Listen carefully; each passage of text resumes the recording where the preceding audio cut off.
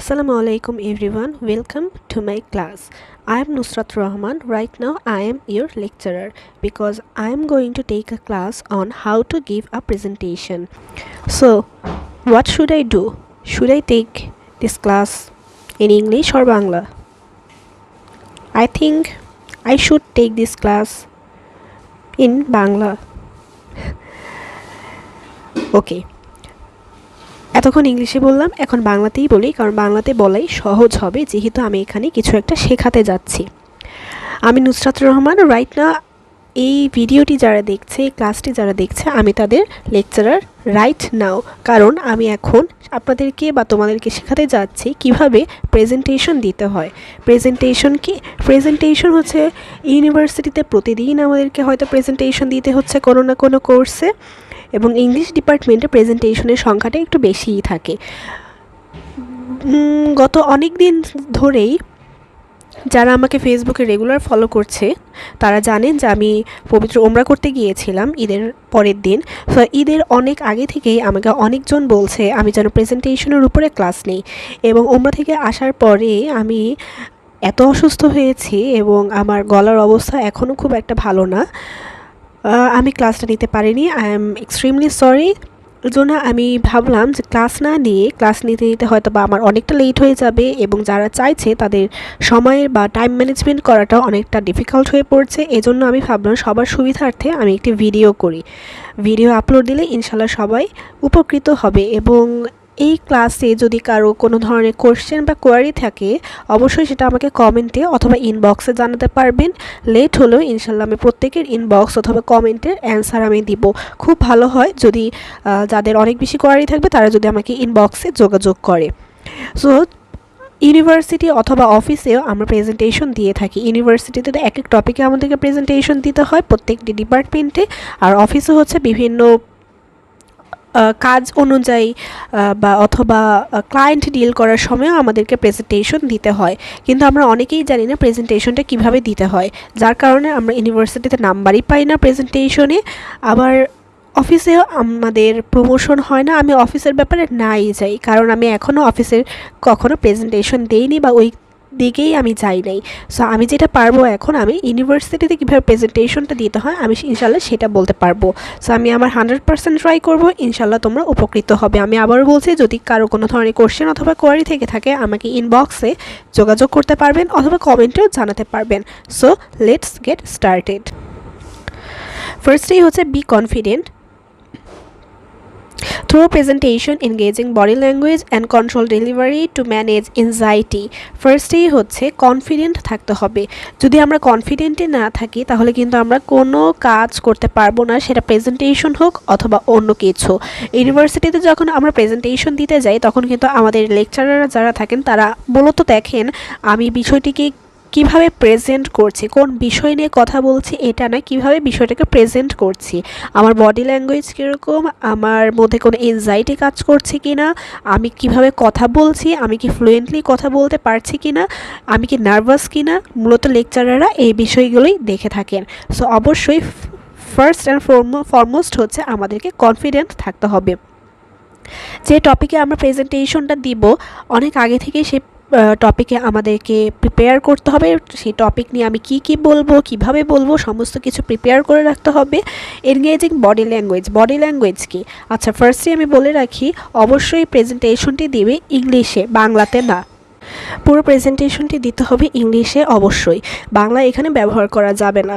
যদি বাংলা একান্তই ব্যবহার করতে চান তাহলে 1-2টি ওয়ার্ড আমরা বাংলাতে ব্যবহার করতে পারি, কিন্তু পুরোটা প্রেজেন্টেশন ইংলিশে দিতে হবে।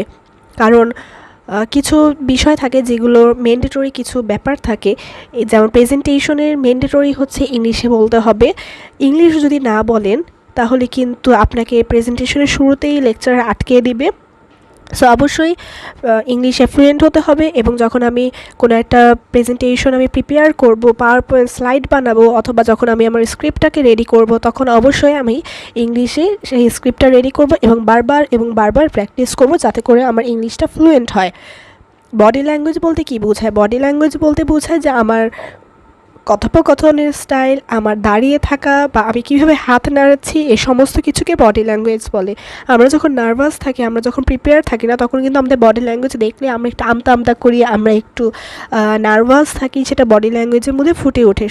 সো বডি ল্যাঙ্গুয়েজ একদম প্রপার থাকতে হবে, যেন আমাকে দেখেই মনে হয় আমি কনফিডেন্ট, এবং আমি পুরোটা প্রেজেন্টেশন আমি ডেলিভার করব without any kind of anxiety. আমার মধ্যে কোনো এনজাইটি থাকবে না, কোনো নার্ভাসনেস থাকবে না।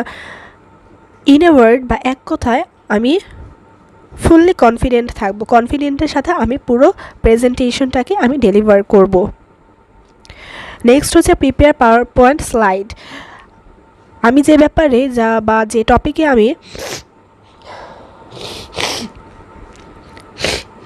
আমি যে টপিকে প্রেজেন্টেশনটা দিব, সেটা একটা পাওয়ার পয়েন্ট স্লাইড বানাবো, মানে Microsoft power point slide. Power point স্লাইডটা অনেক সুন্দর হবে, একদম টু দ্য পয়েন্টে আমার পয়েন্টগুলো থাকবে। আমি যে পয়েন্টগুলো সেখানে ইনসার্ট করব, মানে যে পয়েন্টগুলো আমি পাওয়ার পয়েন্ট স্লাইডে লিখব, সেগুলো একদম টু দ্য পয়েন্ট হবে। কোনো ডেসক্রিপশন সেখানে থাকবে না, কোনো বর্ণনা সেখানে থাকবে না। পাওয়ার পয়েন্টে কখনোই কোনো বর্ণনা লিখবেন না, কোনো ডেসক্রিপশন লিখবেন না, সেখানে একদম নেসেসারি টু দ্য পয়েন্ট থাকবে, যেটা নিয়ে আপনি কথা বলবেন। রাইটটা যদি আপনারা দেখেন যে আমি যে পাওয়ার পয়েন্ট স্লাইডটা ব্যবহার করছি, এখানে আমার দুইটা পয়েন্ট লেখা, প্রিপেয়ার পাওয়ার পয়েন্ট স্লাইড, এটা একটা, যেটাকে বোল্ড করা এবং সাইজ মানে ওয়ার্ডের সাইজটাকে একটু বেশি করা, এবং নিচে আরও একটা পয়েন্ট আছে, ইনসার্ট নেসেসারি পয়েন্টস। এই দুইটা পয়েন্ট, এখন আমি এই দুইটা পয়েন্ট নিয়েই কিন্তু আমি কথা বলছি, ডেসক্রাইব করছি এই দুইটা পয়েন্টকে। সো এরকম জাস্ট 2-3টা পয়েন্ট রাখবেন, ওই 2-3টা পয়েন্টে আপনি ডেসক্রাইব করবেন মুখে, কোনো ডেসক্রিপশন আমার পাওয়ার পয়েন্ট স্লাইডে থাকবে না। এবং আমি যখন প্রেজেন্টেশন দিব, তখন আমার পেছনের স্ক্রিনে পাওয়ার পয়েন্ট স্লাইডটা শো হবে, যেহেতু আমার সামনে অডিয়েন্স থাকবে, সো অডিয়েন্সরা যেন আমার পাওয়ার পয়েন্ট স্লাইডটাও দেখতে পারে। এবং পাওয়ার পয়েন্ট স্লাইডটা অবশ্যই সুন্দর হবে, খুব বেশি রং চটা, খুব বেশি কালারফুল হবে না, সুন্দর একটা পাওয়ার পয়েন্ট স্লাইড হবে। এবং সেখানে নেসেসারি পয়েন্টসগুলো আমরা অ্যাড করব, এবং প্রেজেন্টেশনে সেই নেসেসারি পয়েন্টসগুলো নিয়ে আমরা বিস্তারিত কথা বলবো বা ডিসক্রাইব করব। যে টপিকে আমরা প্রেজেন্টেশন দিব, শুধু পয়েন্টগুলো থাকবে। সাপোজ যেমন আমি এখন আপনাদের ক্লাসটা নিচ্ছি কিভাবে প্রেজেন্টেশন দিতে হয়, তাহলে আমার পাওয়ার পয়েন্ট স্লাইডে আছে প্রিপেয়ার পাওয়ার পয়েন্ট স্লাইড এবং ইনসার্ট নেসেসারি পয়েন্টস। আমি এই দুইটা বিষয় নিয়ে এখন ডেসক্রাইব করলাম, এবং পরবর্তী স্লাইডগুলোতেও আমার শুধু নেসেসারি পয়েন্টগুলোই লেখা আছে পাওয়ার পয়েন্ট স্লাইডে, এবং সেগুলো নিয়ে আমি বিস্তারিত আপনাদের সাথে কথা বলছি। যখন আমরা স্লাইডটাকে শো করব, আমাদের চোখ কিন্তু আমাদের স্ক্রিনের দিকে থাকবে না একদমই। আপনাদের পেছনে যখন আপনাদের স্ক্রিনে পাওয়ার পয়েন্ট স্লাইডটা শো হবে, স্ক্রিনের দিকে তাকাবেন না, একবার শুধু শুরুর দিকে তাকাতে পারেন, কিন্তু পুরোটা প্রেজেন্টেশন জুড়ে কখনো স্ক্রিনের দিকে এক নাগারে তাকিয়ে থাকবেন না। চোখ থাকবে অডিয়েন্সের দিকে, চোখ থাকবে লেকচারারের দিকে। Greet everyone, Assalamu alaikum and good morning or good afternoon or good evening. কীভাবে প্রেজেন্টেশন শুরু করবেন, আপনি যখন প্রেজেন্টেশন দিতে আসবেন তখন সবাইকে ফার্স্টে গ্রিট করবেন। গ্রিট মানে হচ্ছে, আপনি যদি মুসলমান হয়ে থাকেন বলবেন আসসালামু আলাইকুম অ্যান্ড গুড মর্নিং, যদি সেটা মর্নিং হয়ে থাকে। যদি সেটা আফটারনুন হয়ে থাকে তখন বলবেন গুড আফটারনুন, আর যদি ইভিনিং হয়ে থাকে তখন বলবেন গুড ইভিনিং। দুইটাই ব্যবহার করবেন, প্রথমে সালাম দিবেন এবং গ্রিট করবেন। আর যদি নন মুসলিম হয়ে থাকেন তাহলে সালামটা দিতে হবে না, শুধু গুড মর্নিং অথবা গুড আফটারনুন অথবা গুড ইভিনিং বলবেন, এবং উইথ এ স্মাইল, আপনার মুখে যেন একটা সুন্দর একটা ছোট্ট একটা হাসি থাকে, হাসির সাথে সবাইকে গ্রিট করবেন, তাহলে দেখতে কনফিডেন্ট লাগে, দেখতে কনফিডেন্ট মনে হয়, এবং অডিয়েন্স যারা থাকে তারাও খুশি হয়, তারাও দেখবেন আপনার সালামের জবাব দিচ্ছে এবং আপনাকেও গ্রিট করছে। এরপরে যেটা করবেন সেটা হচ্ছে তাদেরকে বলবেন, অডিয়েন্সকে বলবেন যে আপনি আজকে কী বিষয়ে, কোন টপিকে আপনি প্রেজেন্টেশনটা দিতে যাচ্ছেন, সেই টপিকের নামটা বলবেন, নিজেকে ইন্ট্রোডিউস করবেন। অবভিয়াসলি আমি এখানে ইন্ট্রোডাকশনটা লিখিনি, কিন্তু ইন্ট্রোডিউস করবেন নিজেকে, আপনি কে, কোন ডিপার্টমেন্ট থেকে আপনি প্রেজেন্টেশন দিচ্ছেন এবং কোন টপিকে প্রেজেন্টেশন দিচ্ছেন, এই সমস্ত কিছু খুবই সংক্ষেপে ইন এ ব্রিফ আপনি বলে যাবেন। মোট কথা আপনার ইন্ট্রোডাকশনটা দিবেন, এবং আপনার লেকচারারকে অবশ্যই থ্যাঙ্কস জানাবেন যে আপনাকে এই সুযোগটি দেওয়ার জন্য, যে আপনাকে সুযোগ করে দিয়েছে এই গুরুত্বপূর্ণ টপিকে কথা বলার জন্য। এভাবে করে শুরু করবেন প্রেজেন্টেশনটাকে, এভাবেই শুরু করবেন। এরপরে speak clearly and slowly, do eye contact, use simple language and smile. কথা বলবেন একদম ক্লিয়ারলি এবং স্লোলি, খুব আস্তে আস্তে কথা বলবেন এবং আপনার প্রত্যেকটি কথা যেন ক্লিয়ার হয়, বোঝা যেন যায়। খুব দ্রুত কথা বলবেন না, তাহলে অডিয়েন্সরা আপনার পয়েন্ট, আপনার কথা কিছুই বুঝতে পারবে না, মাথার উপর দিয়ে চলে যাবে। তো খুব সুন্দর করে স্মার্টলি, স্লোলি এবং ক্লিয়ারলি কথা বলবেন, যাতে প্রত্যেকটি অডিয়েন্স আপনার কথাগুলোকে সুন্দরভাবে শুনতে পারে। ডু আই কন্ট্যাক্ট, আমি তো সেটা বললামই, অডিয়েন্সের সাথে এবং লেকচারের সাথে আই কন্ট্যাক্ট করবেন। আই কন্ট্যাক্ট আপনার কনফিডেন্টকে অনেক বহুগুণে বাড়িয়ে দিবে, এবং যখনই আপনি আই কন্ট্যাক্ট করবেন আপনার লেকচারার কিন্তু দেখবে আপনি কনফিডেন্টের সাথে আপনি প্রেজেন্টেশনটা ডেলিভার করছেন এবং আপনার নাম্বার চলে আসবে। ইউজ সিম্পল ল্যাঙ্গুয়েজ, খুব সহজ ভাষায় কথা বলবেন। যে পয়েন্টগুলো আপনি বোঝাতে চাইছেন খুব সিম্পল ল্যাঙ্গুয়েজে, সহজ ভাষায় বোঝাবেন, যাতে করে প্রত্যেকের বুঝতে সুবিধা হয়। আপনি যখন প্রেজেন্টেশন দিবেন আপনি নিজেকে একজন লেকচারার হিসেবে কনসিডার করবেন, যে আপনি এই মুহূর্তে আপনি লেকচারার এবং আপনি আপনার অডিয়েন্সদেরকে ওই বিষয়টি সম্পর্কে শেখাচ্ছেন অথবা বোঝাচ্ছেন। তাই খুবই সিম্পল ল্যাঙ্গুয়েজ বা সহজ ভাষা ব্যবহার করবেন, যাতে করে সবার বুঝতে সুবিধা হয়। এবং মাথা থেকে ফেলে দেবেন আপনার পাশে আপনার লেকচারার আপনাকে দেখছে, তখন লেকচারারকে স্টুডেন্ট হিসেবেই নেবেন। মনে করবেন যে আপনার লেকচারারকে এই মুহূর্তে আপনি ওই টপিকটা শিক্ষা দিচ্ছেন অথবা বোঝাচ্ছেন। সো একদম কোনো কঠিন না, একদম সিম্পল ল্যাঙ্গুয়েজ ব্যবহার করবেন। এবং আমি তো একটু আগেই বললাম, একটা স্মাইল রাখবেন, ছোট্ট একটা মুচকে হাসির সাথে পুরো প্রেজেন্টেশনটা ডেলিভার করবেন। Describe your points, give example, use graph and chart and ask question. Describe your points. PowerPoint প্রেজেন্টেশনে যে পয়েন্টগুলো রাখবেন, নেসেসারি পয়েন্ট, সেই পয়েন্টগুলোকে ডেসক্রাইব করবেন। এবং প্রেজেন্টেশনে কিন্তু একটা টাইম লিমিট থাকে 5 মিনিট, 10 মিনিটের মতো। 10 মিনিট খুবই কম হয়, 5 মিনিটই সাধারণত দেয়, 2 থেকে 5 মিনিট টাইম থাকে। সো যে টাইম থাকবে একদম ওই টাইম ক্রস করবে না, ওই টাইমের মধ্যে থেকে আপনি আপনার পাওয়ারপয়েন্ট স্লাইড বানাবেন এবং প্রেজেন্টেশনটাকে মেক করবেন, যে আপনি ওই টাইমের মধ্যে প্রেজেন্টেশনটা আপনি ডেলিভার করবেন। টাইম ক্রস করা যাবে না একদমই, একদম এটা ম্যান্ডেটরি, বাধ্যতামূলক, যে আপনাকে যে টাইম লিমিটটা করে দেওয়া হচ্ছে ওই টাইমের মধ্যে আপনাকে প্রেজেন্টেশন শেষ করতেই হবে। খুবই সুন্দরভাবে প্রেজেন্টেশনটা শেষ করতে হবে, টাইম ক্রস করা যাবে না। সো পয়েন্টগুলোকে আপনি এমনভাবে ডেসক্রাইব করবেন যেখানে কোনো অতিরঞ্জিত বা এক্সাজারেট করবেন না, অনেক বেশি আলতু ফালতু আজাইরা কথা আনবেন না। আপনার পয়েন্ট যখন আপনি ডেসক্রাইব করবেন একদম টু দ্য মানে পয়েন্টগুলো তো লিখবেনই পাওয়ার পয়েন্টে, এবং টু দ্য পয়েন্টে সেগুলোকে ডেসক্রাইব করবেন। এক্সাম্পল দিবেন, যখন ডেসক্রাইব করতে যাবেন তখন এক্সাম্পল দিবেন, একটা দুইটা এক্সাম্পল দিবেন। গ্রাফ চার্ট ব্যবহার করবেন, যদি কোনো কিছু বোঝাতে চান তাহলে কোনো একটা গ্রাফ অথবা চার্ট ব্যবহার করলে নাম্বার অনেক ভালো আসে, অডিয়েন্সদেরকে বুঝতেও সুবিধা হয়।